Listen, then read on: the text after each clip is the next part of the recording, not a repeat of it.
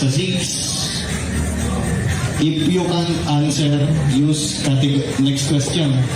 Next question tayo. Sa 7, expression will allow. Yung tawa, ayos lang yun. Sa 8, gawin natin may kaayusan.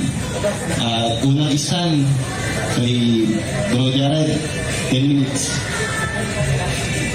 Yan, magandang gabi sa inyo mga kapatid, mga akong pinalanggang igsoon at sa ating napakagwapong katunggali. Bagamat peke ang kanyang Diyos na pinakikilala ayon sa 4.8 ng Galacia, ay nananatili pa rin gwapo. Kaya magpasimula tayo mga kapatid sa ngalan ng Ama, Anak at Espiritu Santo. Amen. Lord Jesus, I ask you to protect my family from sickness, from all harm, and from accident. If any of us has been subjected to any curses, hacks, or spells, I declare these curses, hacks, or spells null and void in the name of Jesus Christ. If any evil spirit has been sent against us, I decommission you, and I send you to Jesus to deal with as you will. The Lord, I ask you to send your holy angels to guard and protect all of us from evil. Amen. In the name of the Father, Son, and of the Holy Spirit. Amen.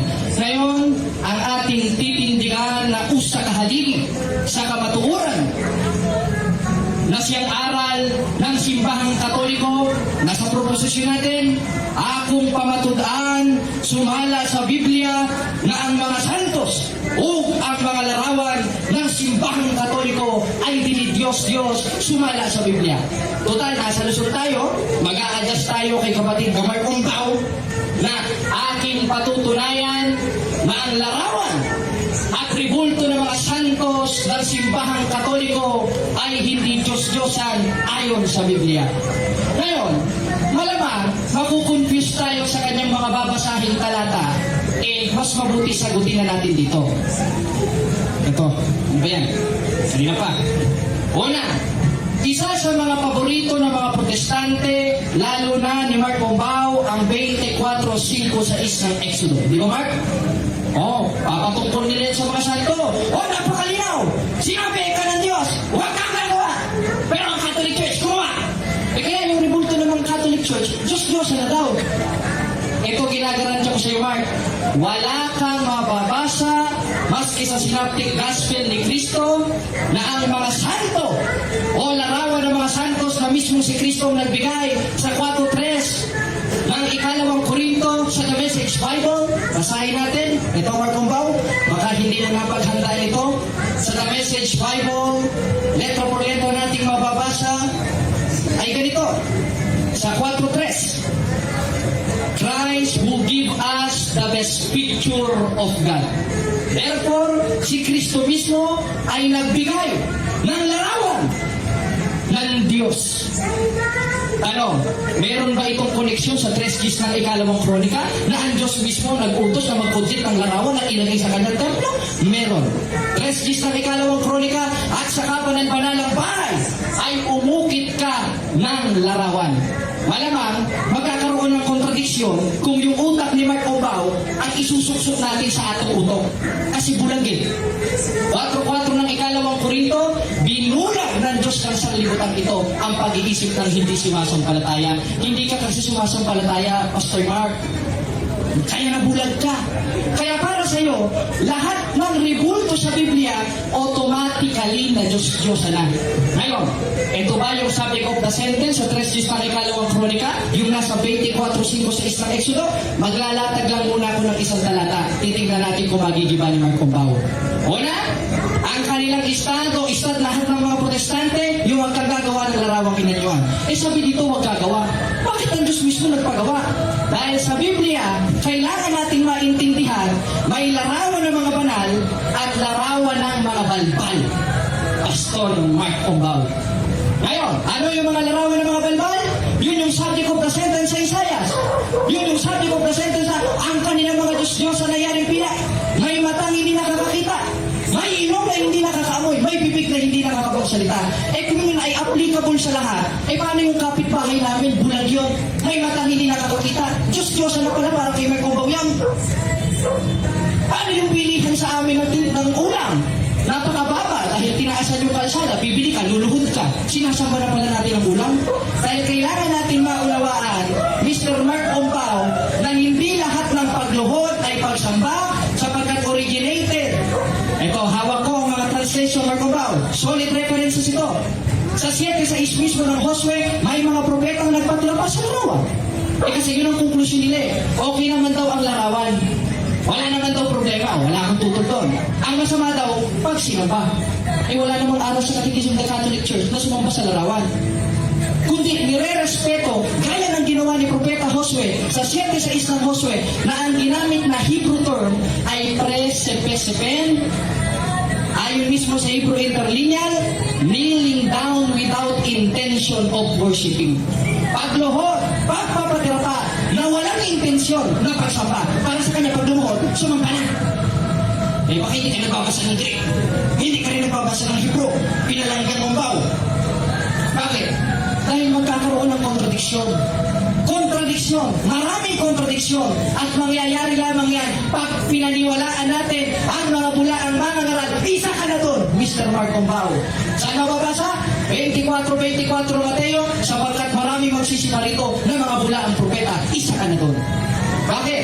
Magsariling interpret, lahat daw ng pagluhod ay pagsamba.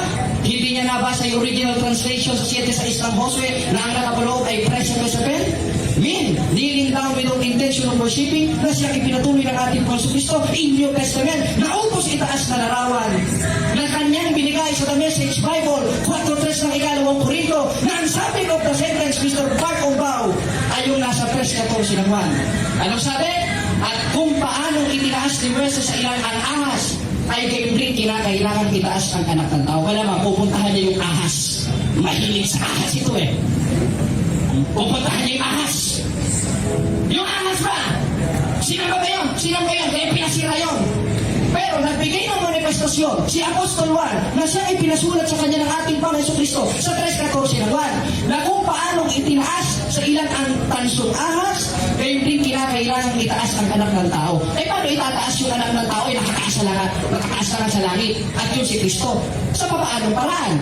Sa pamamagitan ng larawan na kanyang binigay in New Testament sa 4:3 ng 2 Korinto, Christ give us the best picture of God o larawan ng Diyos. Kaya ang tanong ko sa inyo mga kapatid, yung Diyos ba'y banal?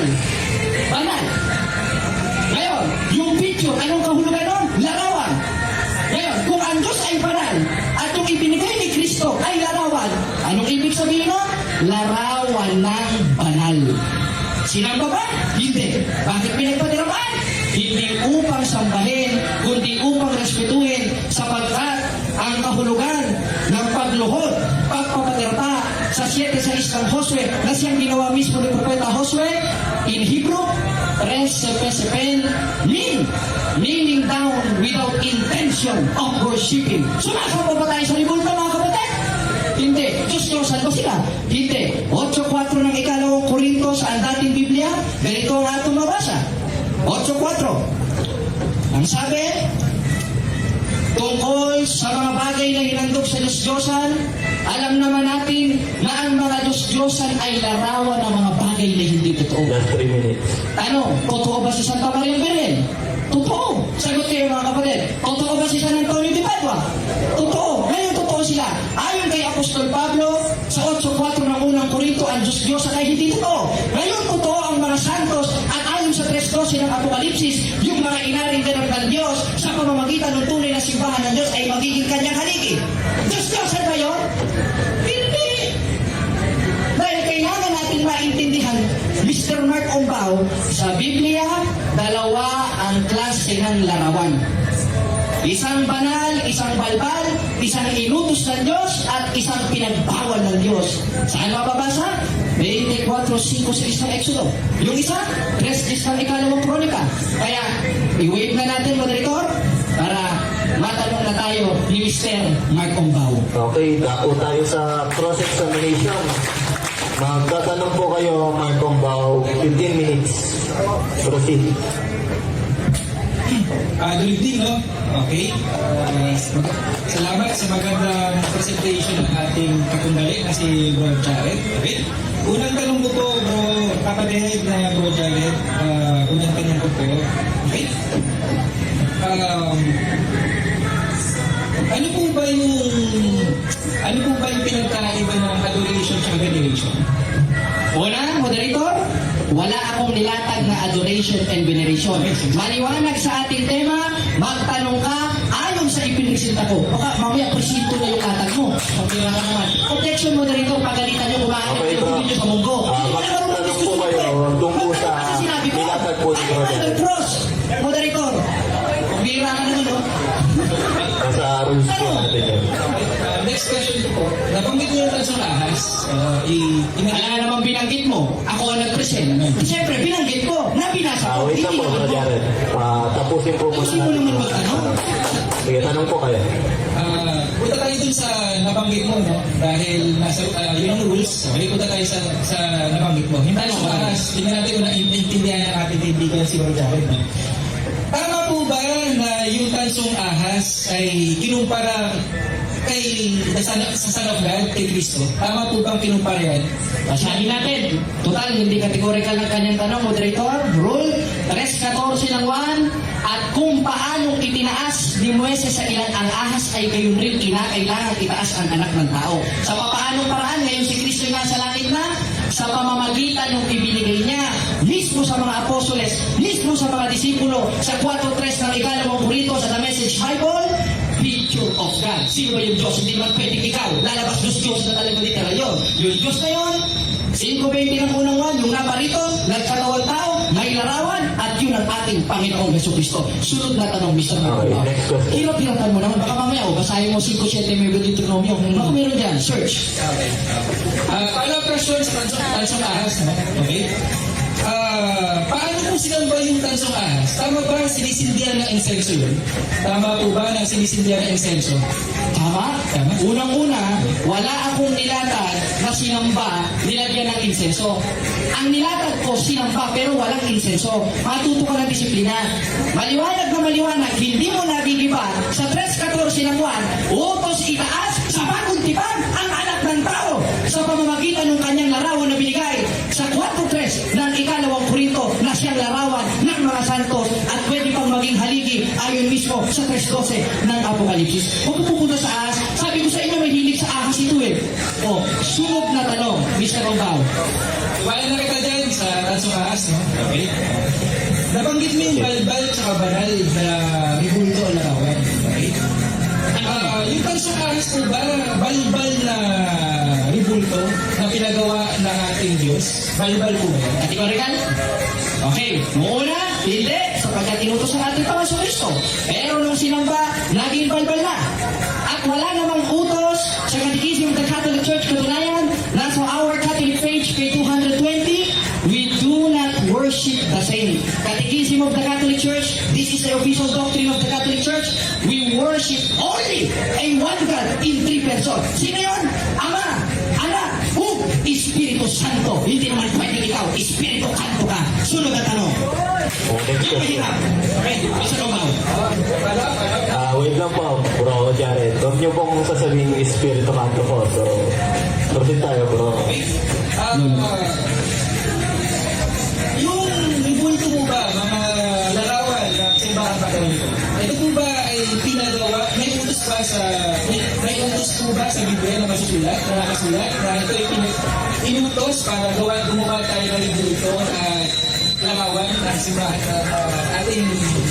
nasa ating simbahan? Yes! Old Testament pa lang inutos na yan. Hindi mo alam basahin yun, Pastor? O, 3 ng ikalawang kronika, maliwanag sa ating presentasyon na sa kanyang kabanal-banalang bahay umukit ng larawan. Malamang, alam ko na yung itatanong mo, basang-basa ko nakilos din yun, dahil instant ko yan eh. Meron ba kang mababasa dyan, pinagawa larawan ni Santa Maria? Ang Hebrew word niyan, alalahanin mo Mr. Mark Umbao, is meklaet. Human graven images, kahalintulad ng larawan ng Iglesia Katolika. Katunayan, ayon mismo sa mga kamag-anak ninyong protestante, hindi namin kamag-anak ito dahil paki itong mga ito eh. Anong sabi? Ayon mismo dito sa Bible commentary, ayon mismo sa kanyang komentaryo sa 3 ng ikalawang kronika, basahin natin ha. Ayan, ano sabi? Ito, nakalagay. All that was visible inside the temple was gold, the symbol of deity. Ano ba yung deity? Ayon mismo sa dictionary ay Diyos. Therefore, larawan ng Diyos, larawan ng simbahan katolika na in Hebrew word ay meklait. Kailangan maintindihan mo yung original translation in Old Testament, meklait at mesabe. Magkaiba yun. Huwag mong pagdikitin. Parang pinagdidikit mo tayo niyan. Next question, Mr. Marcombao. Yung mahirap. Next question. Medyo hirapan natin yung tanong, no? Medyo hirapan. Hirapan mo na, kapatid. Ano yung patunay mo, bro, Jared? Namnamin mo yung tanong ko, ha? Namnamin mo po, ha? Objection mo Tanong po kayo, bro. Objection? Huwag ka sabihin na alam namin. Kasi hindi naman nakakain yun. Wala ka ng pansit kanton dyan. Magtanong ka, I am under process of Okay, bro. Huwag ko sabihin lang namin. Sasagutin dahil tungkulin ko yun. 3:15 ng unang Pedro na hindi inugali ng born again Christian. Okay, Sunod na tanong. moderator time. Magtanong po kayo, bro. Mark, tanong po kayo. Ano ang patunay mo, bro? Paano mo matitiyak na yung itsura ng niluluhuran nyo, pinagsisilbihan nyo, at pinaglilingkuran yung ribulto, ayan ay si Maria, yan ay si Kristo, ayan ay kung sino-sino apostol. Ano po, paano mo patutunayan sa akin na matitiyak mo na eksaktong mukha nila yan? Aba, oo. Kaya nga may tinatawag sa simbahan na oral tradition at written tradition. Ano isa? Yung oral and written tradition ating mababasa sa 2:15 na ikalawang Tesalonika. Napanghawakan ninyong tradisyon na sa inyo'y pinangangaral ko. At isa sa tradisyon ng simbahan na siyang utos ni Apostol Pablo panghawakan. Alam mo ba yung Our Lady Perpetual Help? Salus Populi Romani or Pro Nobis? Si San Lucas ang nagpinta nun, hindi niya naman mapipinta yun kung hindi niya nakita yung pinagpipintahanan niya na si Santa Maria. Ngayon, bumalik ka sa presentation ko, pagpunta akong Masbate, ikaw Cavite, malalayo na tayo. That is a strawman policy, Mr. Macumbao. Next question. Next question. Hirapan mo, Mr. Macumbao. Subukan natin, pipiliin natin.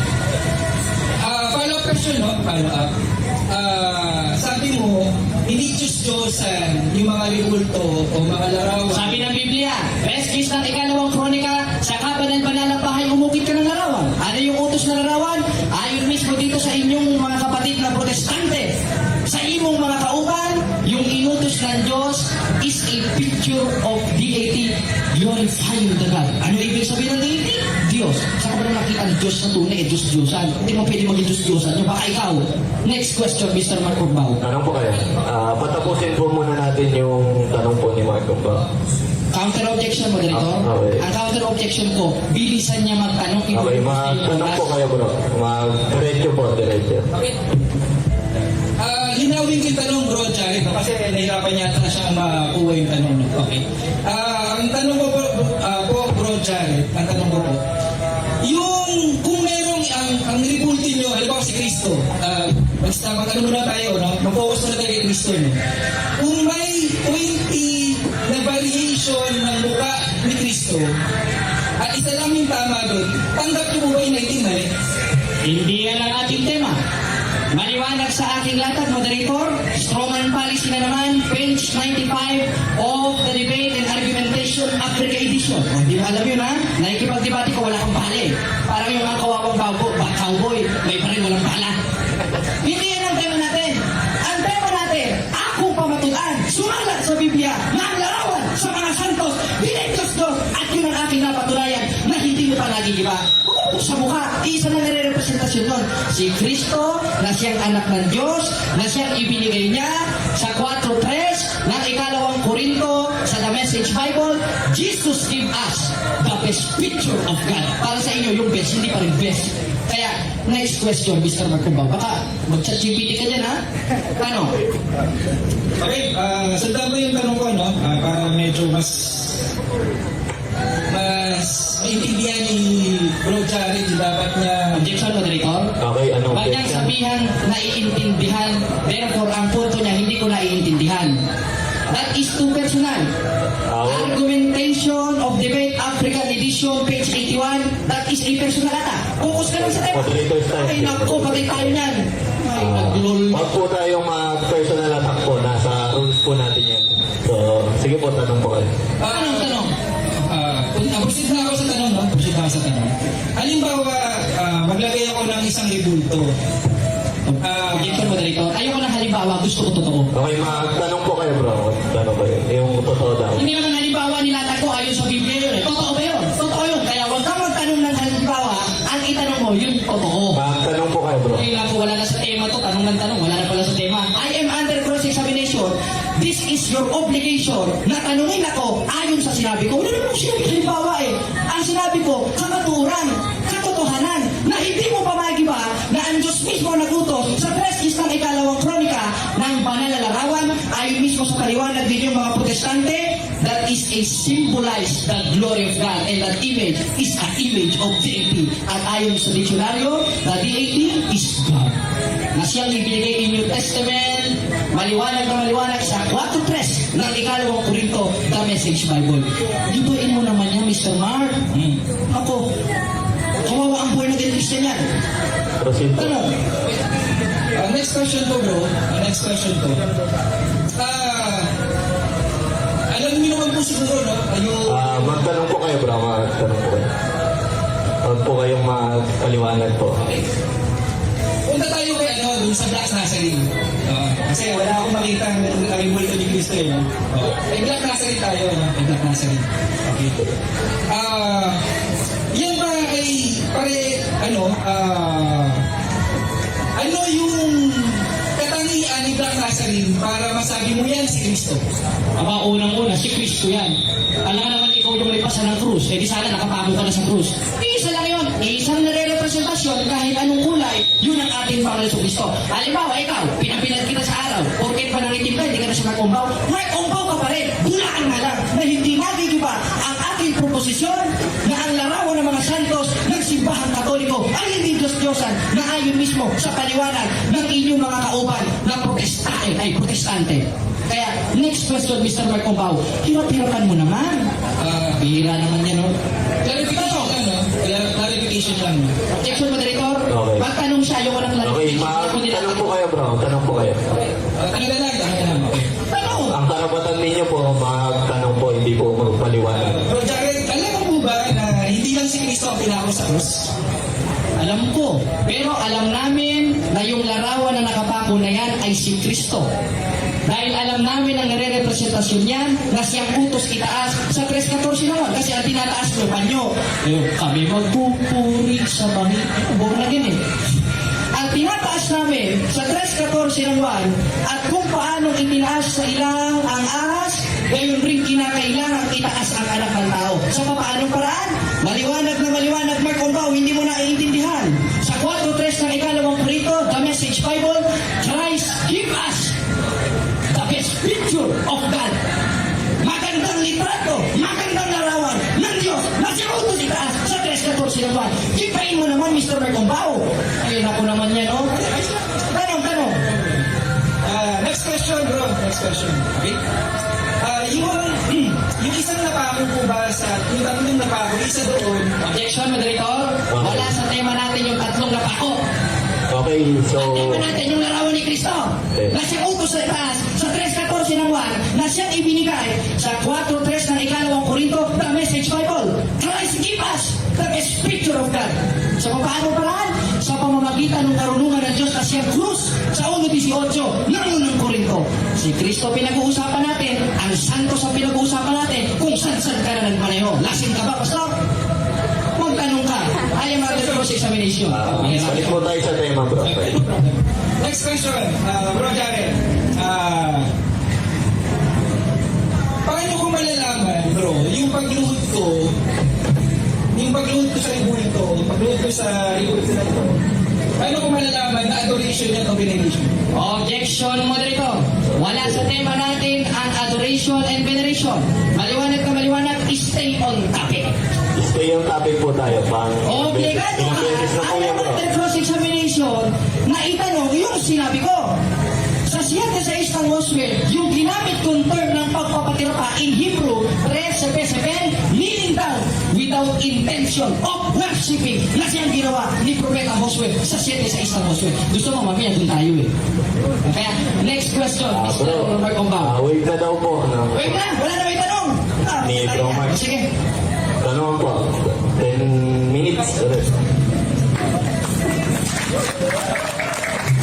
Proceed na.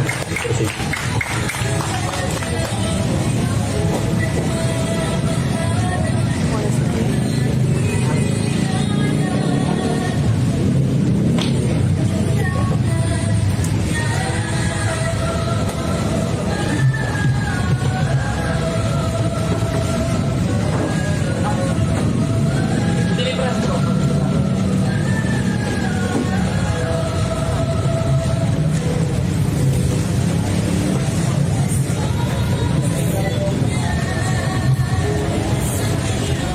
Global test, hello? Okay. Pagpapalang gabi, no? Salamat po sa oras na pinilaan nyo sa talakayan ito. At naniniwala po ako na hindi ito masasayang dahil po ito ay pag-aaral ng kanyang salita, no? At okay, salamat, no, sa magandang presentation natin kapatid, natin ang si Bro Jared, okay? Simulan ko na po na himay-himayin yung mga nabanggit niya, no, na napansin ko na hindi ayon sa salita ng Diyos. Bakit nga po ba ang ribulto o yung larawan ng mga simbahang Katoliko ay Diyos-Diyosan? Bakit ko po tinitindigan, pinaniniwalaan na yung ribulto at larawan ng simbahang Katoliko ay Diyos-Diyosan, ay magbibigyan ko ng mga talata at ng katuwiran, no? Pero bago ako pumunta dyan, simula ko muna sa isang paglilinaw o isang disclaimer, no? Hindi ko po nilalahat, tandaan po natin, no? Nililinaw ko muna ito para hindi may strawman ako or bigyan ng maling magkaroon ng maling presumption, no? Una sa lahat, hindi ko po nilalahat ang lahat ng kaanib na iglesiang simbahang Katoliko na nakakagawa ng idolatry. Hindi po lahat. Okay? Hindi po lahat. Ngunit, may mga ilan na nakakagawa ng idolatry dahil sa salitang adoration at veneration. Okay? Yung dalawang salitang ito ay kapag hindi natin lubos na naunawaan, ito yung pwede magdulot ng kaligawan or pagkahulog sa idolatry. Okay? At yung mga talata, Hosea 13:2, Jeremiah 10:5, 2 King 18:4, Isaiah 40:7, Exodus 20 verse 5, okay? At Jeremiah 2:27, okay?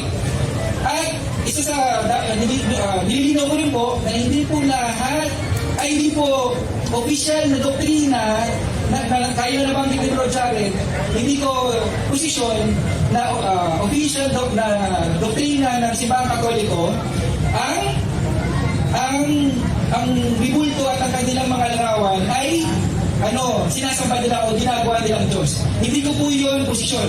Pero po, ang malaki pong problema kasi dito, dahil sa pamamagitan ng practices ng kanilang mga pare o kanilang mga nakakataas sa kanila, yung governing body nila, yung katulad ng pagkalit-kalit na kanilang pare, katulad nung pagluhod sa kanilang kanilang pare sa mga ribulto, katulad ng pagsisilbi, pagpapasan, pagproposisyon, at iba pang paraan ng pagsisilbi sa ribulto, sa pamamagitan ng kanilang practices, sa pamamagitan ng kanilang kaugalian na ipapangaral nila, okay? Na ipapangaral nila ang adoration or veneration ng mga larawan o ribulto. Kaya importante po na maging malinaw sa atin kung anong kahulugan ng veneration at ng adoration, no? Okay, isa pang paglilino na aking ipapahayag, hindi po ako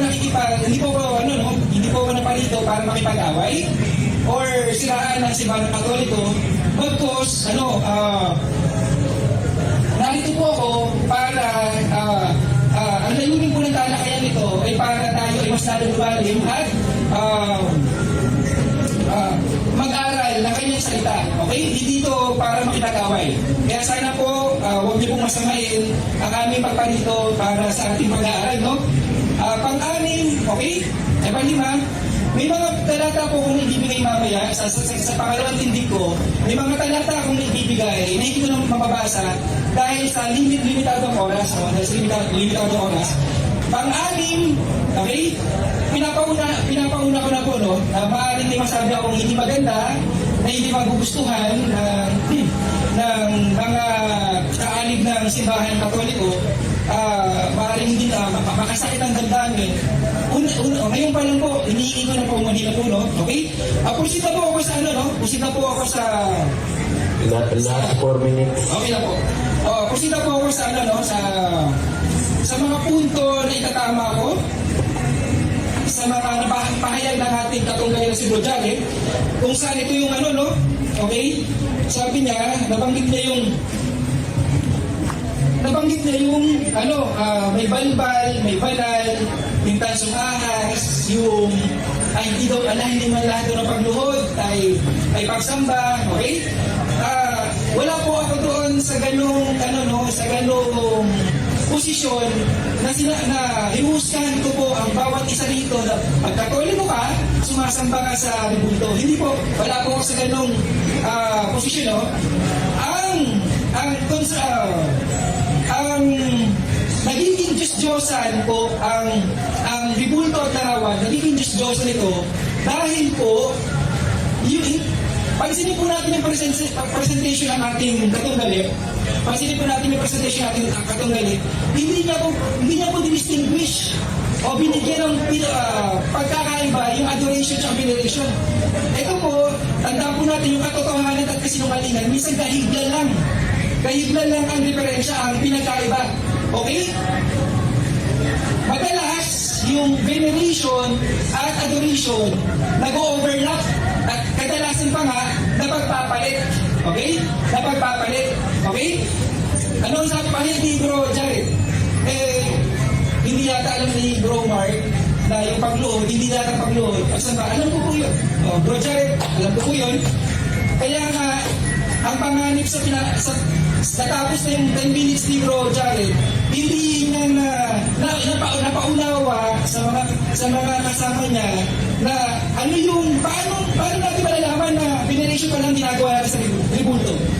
Paano natin malalaman na hindi tayo lumalagpas sa boundaries na nasa adoration na tayo? Andito pa lang tayo sa veneration. Okay? Hindi niya napaliwanag. Bakit? Kasi tandaan po natin, nagpapanggap po, sabi nga po sa Jeremiah, ito yung nakakatakot kailangan maintindihan ng ating kaibigan. Sabi dito sa Jeremiah 17:9, yung puso daw, mandaraya. Kaya kung hindi natin lubos na unawaan, mga kaibigan, kung hindi natin lubos na unawaan ang adoration at veneration, ilan kayang katoliko ay napagpapalit o nag-overlap ang veneration at ang adoration. Na minsan pinawawalang bahala ng mga kapatid natin, mga namumuno sa simbahan ng Katoliko at mga CFP o mga mag-aaral ng Katoliko na hindi nila naintindihan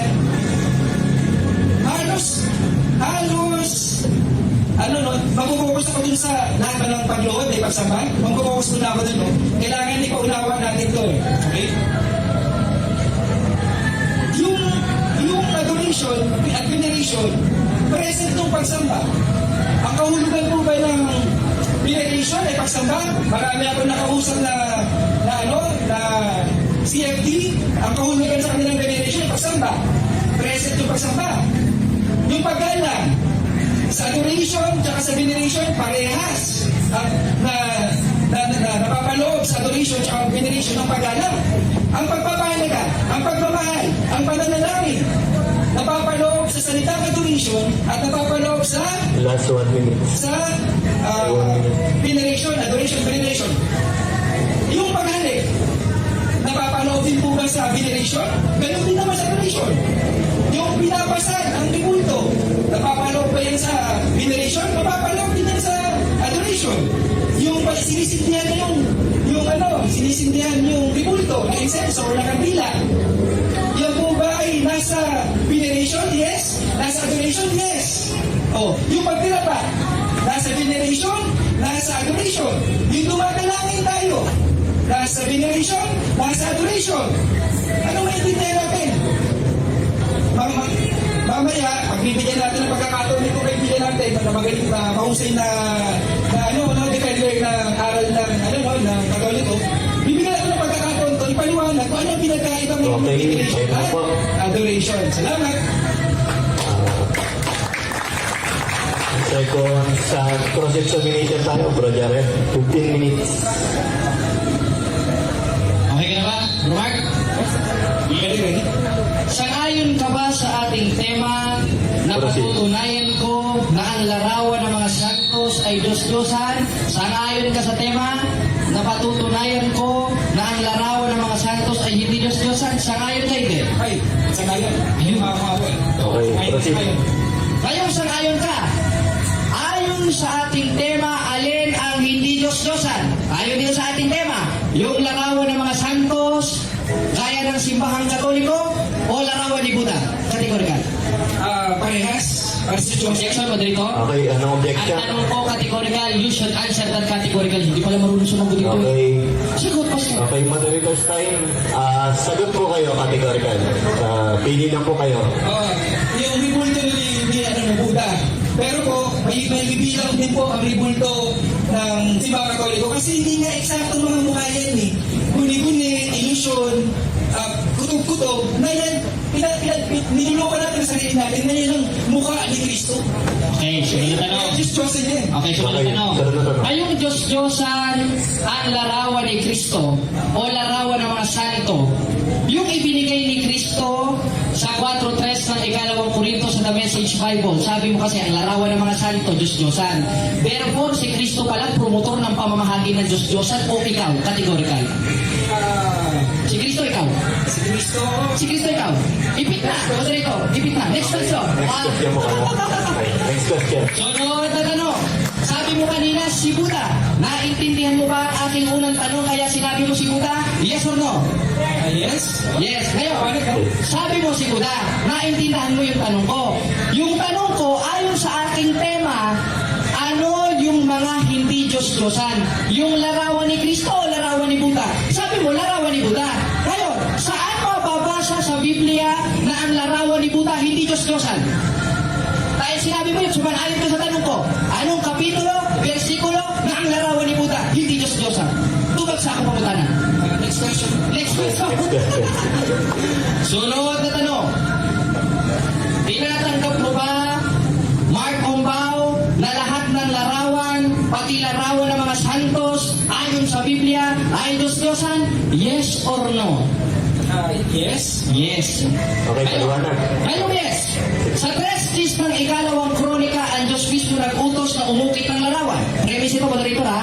At yung larawan na inutos ng Diyos ay larawan ng mga banal. Ngayon, kung lahat ng larawan, pati larawan ng mga banal ay Diyos-Diyosan, sang-ayon ka ba na ang Diyos mismo promotor ng pamimigay ng Diyos-Diyosan o ikaw? Categorical. Ikaw daw ba ako? Hindi. Next question na naman. Next question. Graduate na to, moderator. Sunod na tanong. Meron ka bang mababasa sa Biblia na ang larawan ng mga banal na inutos ng Diyos ay Diyos-Diyosan? Ayon mismo sa konteksto ng 3 ng ikalawang kronika? O ito ay hindi Diyos-Diyosan? Categorical. Diyos-Diyosan. Ay, Diyos-Diyosan. Ngayon, Okay. ngayong Diyos-Diyosan, yung inutos ng Diyos na larawan ng mga banal, ano, maiimpyerno ba ang Diyos sapagkat Diyos-Diyosan yung ipinabigay niya o ikaw ang maiimpyerno? Categorical. Next question na naman. Pakimic na pakimic. Para marinig ng mga tao. Wala sa pagpipilian. Next question. Objection mo dito. Okay. You should answer that categorically. You are under cross-examination. Yes po, bro. Nasa rules po natin yun sa na most answer categorical if categorical. So, proceed. Okay na. Next question. Okay, sunod na tanong. Sabi mo, yung paghalik ay uri ng pagsamba. Sangayon ka ba na sinabi mo yun o sinungaling ka? Kategorikal. Sangayon ako. Ayun, sangayon.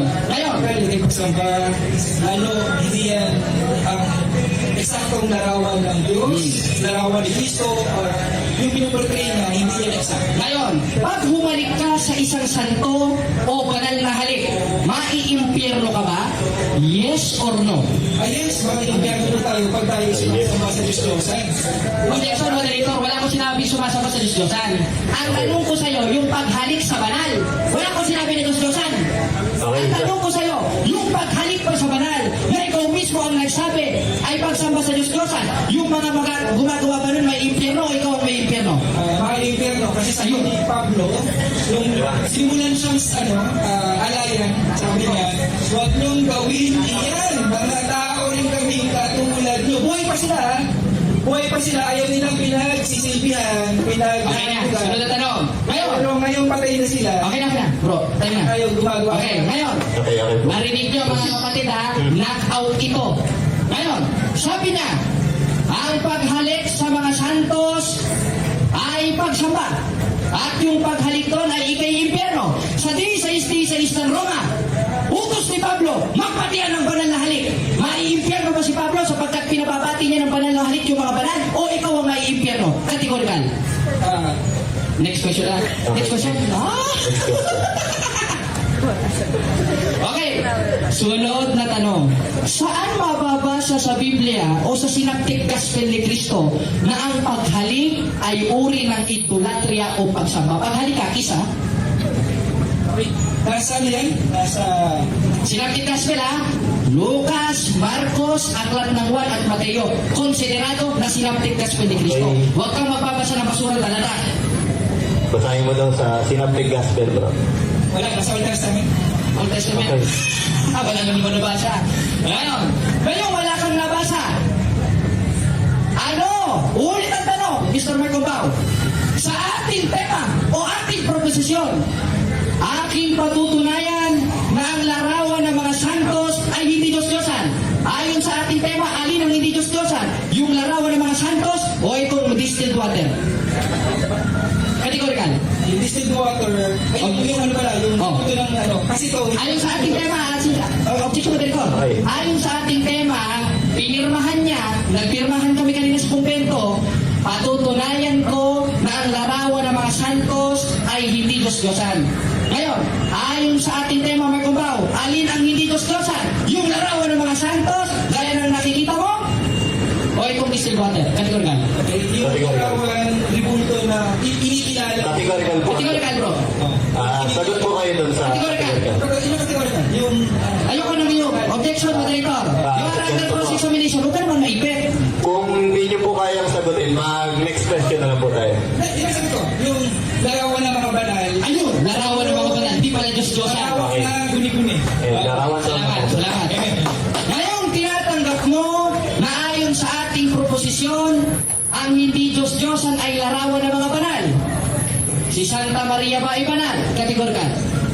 Banal, Ayun. pinaging banal, okay? Pero po, ang problema po nga iba-iba yung variation iba-iba ang mukha ng Maria, kahit ipagtabi-tabi natin yung mga ribulto, kung ako lumuhod dito, iba yung mukha na ko, sa iba doon, alin ang tama? Okay na. Alin ang tama? Alin tama? Ang lumuhod ako, ibang Maria. Ay, gusto, saan? Okay na, ngayon, kung ayon mismo sa iyong sagot, Diyos-Diyosan ito, sa 3 ulit ng ikalawang kronika, iipitin kita dito, Mr. Marcombao. Baka matiwalag ka sa inyong relihiyon. Sa 3 ng ikalawang kronika, yung ginamit na term ay meklaet, graven images, at ang Diyos mismo ang nagutos. Tanong, itong larawan na ito, graven images ba o meklaet? O bote ng tanduay? Categorical. Graven image. Ayun, graven images pala. Salamat. Proceed. And inutos pala ng Diyos. Okay, paliwanag daw bro, paliwanag. Hindi pinag-utos, mula Genesis hanggang Revelation, balik-balik ka ng Biblia, wala tayong magbabasa, nagawan sila ng ribulto, gawan sila para luhuran, pasanin, pagsilbihan, halik-halikan, wala pong kahit balik-balik kayo mo, Papuputihan mo ng paputihan, mamamatayan nyo ng Okay na. maputa yung... Ibig sabihin, Mr. Mark Ombao, ang pagpuposisyon pala at pagbubuhat sa mga larawan ay ikai-impyerno o ikaw ang may impyerno? Ika-impyerno Ayun. pagka buwad na litrato, itsura ng nire-representahan. Okay, sunod na tanong. Makita ang larawan ng girlfriend mo, makita mo iba ang larawan. Okay na bro, Okay na. hindi ka magagalit. Okay na bro. Okay na. Dapat natin. Hindi ako magagalit. Girlfriend ko yun eh. May girlfriend ka rin to. Okay naman. Ngayon, kung ikai-impyerno pala ang pagpapasal sa larawan, sa sais-sais ng Josue, yung term na ginamit doon ay Meklaet at pinasan nila at niligid nila sa bayan. Pag sinabing Meklaet, graven images o human graven images kahalintulad ng larawan ni Santa Maria, maiimpyerno ba yung pinagkakatiwalaan ng Diyos dahil nagpasal sila ng larawan at iniligid sa bayan? O ikaw at ang buong born again Christian sa buong o sa buong Pilipinas ang maiimpyerno? Sino? Yung mga propeta ng Diyos na nagpasal o kayong lahat ng born again Christian na sa demonyo? Yung mga propeta ng nagbuhat, Objection mo dito. Ang tanong mo ka di ba na? Hindi na makasagot ang Categorical tinuro. po. Bro Jared, huwag niyo pong sasabihin po na sa demonyo po. Ganun. Ito moderator. Maimpyerno. Ito lang moderator. Ang tanong ko sa kanya napakadali. Sagot po kayo, categorical. Ngayon, ang tanong ko sa iyo, inamin niya kanina, mga kapatid, mga igsuon, nasa sais-sais ng Josue, ang pagpapasa ng larawan ay makaiimpyerno. Yung mga propeta ng Diyos na pinagkakatiwalaan niya, sa sais-sais ng Josue, nagpasa ng rebulto na in Hebrew ay Meklaet, kahalintulad ng larawan ng Iglesia Katolika. Maiimpyerno ba sila o ang buong born again Christian ang maiimpyerno kasama ka? Categorical. Mamili ka sa dalawa. Categorical. yung mga propeta, Objection, moderator. Okay, so sagot po kayo, categorical bro. hindi kategorical. Categorical. Pakiulit na lang po. Hindi pagpipilihan mo dalawa. Hindi, categorical. Sino may impyerno? Sino na nagbuhat ng larawan ng mga propeta ng Diyos na pinagkakatiwalaan ng Diyos o ikaw? Sagot. Okay, sagot po. Silang nagbuhat o ang bubuhatin, Objection, moderator. Okay, sagot po kayo sa bro. Ay, naku, Kung di naman naiisip sagot po na. kayo bro, moderator tayo. Naisip na. Ang kategorical ko, yung nagbuhat. Ah, sila may impyerno. Salamat. Kung ang bubuhatin ay buwad na imahe. Okay. Sunod na tanong. Sabi mo, maiimpyerno sila kung ang binuhat nila huwad na imahe. Ngayon, yung binuhat nila na inutos ng Diyos sa in Hebrew ay Meklaet. Banal na larawan ba yun? O balbal na larawan? Okay, graven images na Ang tanong ko sa'yo, banal o balbal? Banal daw ba o banal? Dahil andun yung presence. Objection mo Okay, dito. sagot po kayo, categorical po. Sagot. Wait lang po, huwag po tayong sabay-sabay. Pag Banal. Dahil Ayun, banal. Salamat. yung Ark of Covenant, dahil yung Ark of Covenant, sa pagitan ng dalawang kerubin, andun ang presensya ng Diyos. Sa mga hindi nalalahan ng presensya ng Diyos sa gawa ng kamay ng tao. Pero dun sa Ark of Covenant, sa pagitan ng dalawang kerubin, andun yung presensya. Yun yung binubuhat nila, hindi ribulto lamang na gawa ng kamay ng tao. Hindi po nananahan ng kawalatian ang presensya ng Diyos sa gawa ng kamay ng tao. Okay, sunod na tanong. Dito sa pagitan ng dalawang wait lang bro, wait lang. Tapusin mo na natin. Okay na? O sige, lubos mo oras eh. Okay, sunod na tanong. Ngayon, kung hindi nananahan o sa The Ark of Covenant lang nananahan at hindi sa larawan ng Iglesia Katolika, yung pinagbatayan namin ng paggawa ng larawan sa 3 Gs ng ikalawang premise mo, moderator ha? Sige. Sa Bible Commentary, this is picturing the presence of God. Ngayon, kung ang nasa 3 Gs ng ikalawang kronika ay may presensya ng Diyos, ang Hebrew word na ginamit ay Meklaet o graven images. Tanong ko sa iyo, graven images ba ito kahalintulad na inutos ng Diyos at nandun ang presensya ng Diyos o ikaw yung graven images? Ang sagot ko, bro, Categorical. graven images. Categorical po. Oh, categorical. Yung categorical sagot ko, graven images. Ayun, Okay, graven images pala. graven Salamat, umami na naman. Pero Old Testament yan, wala pa sila Maria, mga doon apostol, si Kristo. Kaya ang layo ng inuubutan mong talata. Pero Jared, huwag natin pilipitin ang nakasulat. Objection, moderator. Huwag niyo sasabihin pinipilipit. Wala akong pinipilipit dito. Okay bro. Pinipilipit pa ako dito ng talata. Pinabasa ko, hindi ko pinipilipit. Mamaratang ka. Tinan mo, kamangmangan na yan eh. At ang pag-iisip ng kamangmangan, dito ka bro. Sa 24 may pinanggawikaan kasalanan. Nagkakasala ka sa sinasabi mo. Di naman ako pumipilipit dito eh. Nagsasalita ako, namamaratang ka. Pero bira ka naman yun. Ngayon,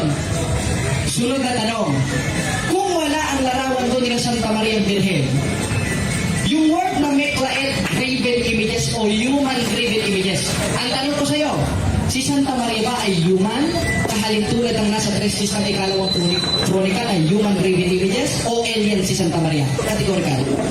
Graven images na Ang tanong ko sa iyo, human graven images si Santa Maria? Graven image. Ayun, human graven images. Salamat. Ang problema, yung pinaghuhugutan ng talata,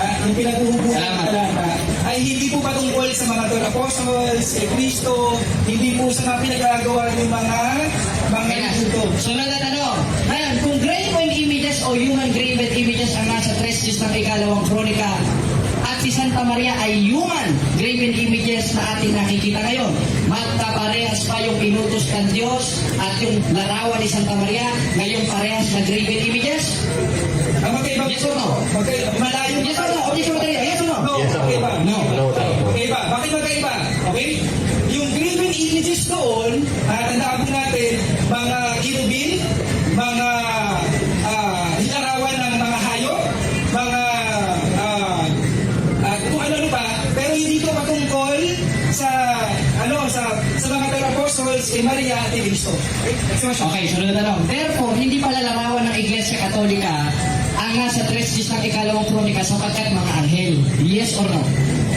No, dahil dahil yung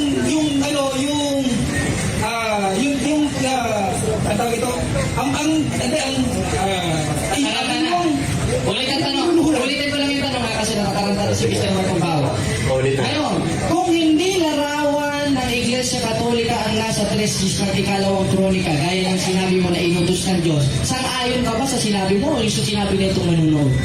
Sabi mo ito. Saka yun ako design ako sila. Hindi, objection mo, Director. Naipit ka naman. Ang tanong ko sa iyo, sang-ayon ka ba sa sinabi mo na ang nasa 3 ng ikalawang kronika ay hindi larawan ng Iglesia Katolika sapagkat anghel? Tinatanggap po ba yun? Yes or no? Tinatanggap. Ayun, tinatanggap. Kasi Salamat. po, nandun ang nasa kronika, ito po ay kirubin, okay? Yung dalawang kirubin na yan, hindi po dyan nananahan ang presensya ng Diyos. So, dito sa pagitan. Pero Jared, Okay, sunod na tanong. Sunod na tanong. Okay na bro. nasa pagitan, wala Okay. dun sa graven images. Okay na, sunod na tanong. Ngayon, kung hindi larawan ng Iglesia Katolika ang nasa 3 ng ikalawang kronika sapagkat mga anghel, tanong, kung larawan ng Iglesia Katolika, anghel ba kagaya ng nasa 3 ng ikalawang kronika? O ikaw to? Kategorical. Anghel. Ayun, anghel pala. Di parehas. Pero hindi yan yung nasa Ark of Covenant. Hindi ganyan yung Parehas pala eh. yung nasa Ark of Covenant. Pagkaiba po yung description. Ibig sabihin, guni-guni lamang nila or pinapaniwala nila sa sarili nila na pareho. Kahit na magkaiba. Okay? Next question. Okay, ngayon sabi mo guni-guni. Saan mababasa sa 3 ng ikalawang kronika na yung pinagawa ng Diyos ay guni-guni? Wala po. Ayun, wala. Ito yung wala sa Biblia sinasabi mo. Okay, sunod na tanong. Ano na tanong? Ito ha, pagbibigyan na kita, bro Mark. Kasi baka maano ka sa point ako eh. Pagbibigyan kita. Sabi mo sa Old Testament lang.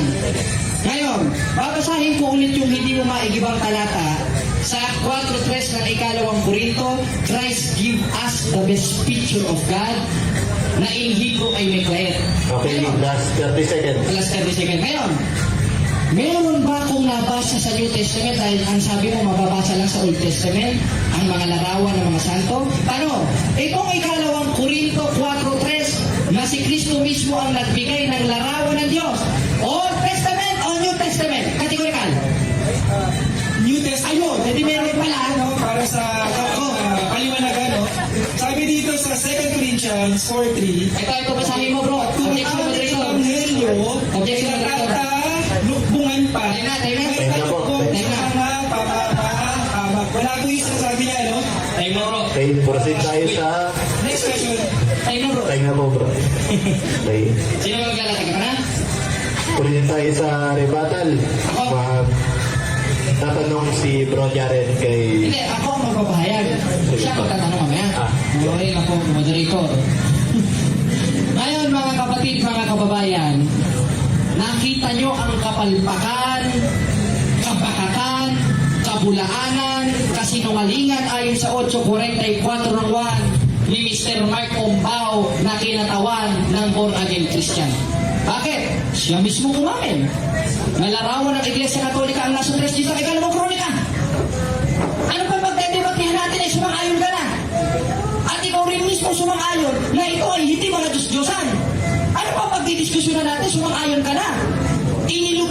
sarili mo, sa sarili mong hukay na tatay ka sana, nalaglag ka.